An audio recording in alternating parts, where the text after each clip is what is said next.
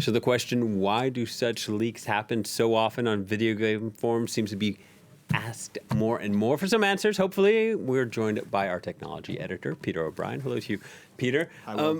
First, tell us a bit about the nature of this group and where the leaks originated. Yeah, so Bellingcat, the Washington Post, the New York Times traced it back to this Discord channel, which seems actually like lots of Discord channels are around the world. I mean, it's a group of young men and boys chatting about gaming, playing together, sort of going on video calls together. This particular one had a taste for racist memes and online war games, but that's only where it starts to get weird. I mean, we saw in this report this amazing interview that the Washington Post did with the close friend of Teixeira.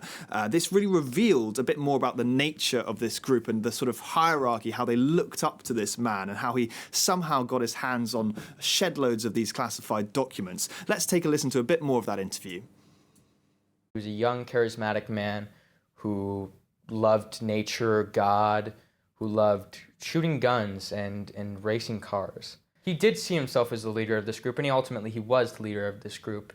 And he wanted us all to be sort of super soldiers to some degree, informed, fit, with God, well-armed, stuff like that. It would appear as if he sort of grew angry with the fact that only one or two people were paying attention to these documents that he was pouring his heart out into. And as a sign of just anger, he just decided to post the full documents. He was a very smart man. There's no way in any world that he would not know that he knew that these were illegal. So rather than for any sort of ideological reason, he seems to have done this really just to impress his group of teenage friends.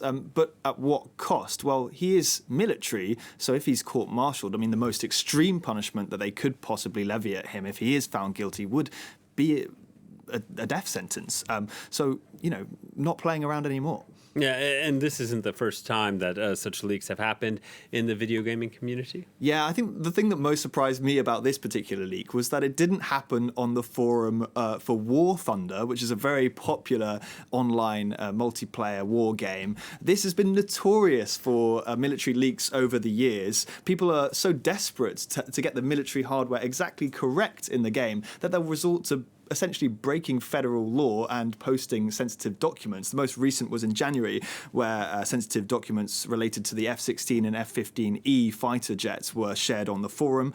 But over the last couple of years, there's been about 6 of these leaks, including sensitive information about the British Challenger 2 tank, the French Leclerc tank, and the Eurocopter attack helicopter. But perhaps my favourite, if I can call it that, military leak online, though not strictly related to the gaming community, was in 2021 when Bellingcat discovered that US soldiers who were tasked with guarding nuclear weapons in Europe had to memorise security protocols, and to help them do this, they used an online flashcard website. Now, these flashcards actually turned out to be public, so they were creating sort of little memos online which said, which nuclear vaults are active with nuclear warheads inside, where the cameras were positioned in bases, and they just did this completely obliviously. I mean, it boggles the mind.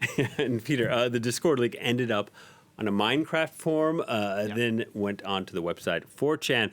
What is it about these forums that sort of seem to encourage this kind of behavior? Well, gaming forums in particular are obviously attract people who are interested in military hardware, and often it can get very competitive about who knows what. And anonymity is another reason that's often cited. For instance, on 4chan, you can easily hide your real name.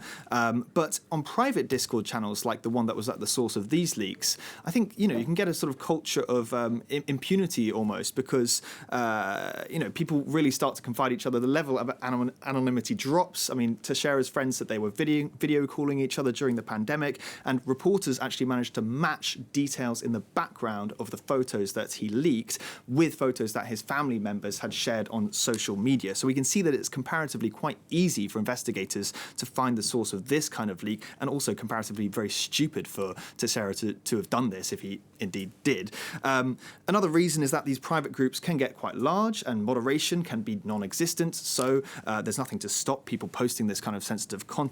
And perhaps there's something in just groups of predominantly young men that causes reckless behavior, Will. It wouldn't be the first time. All right. Thank you very much, Peter. Peter O'Brien, Press 24's tech editor.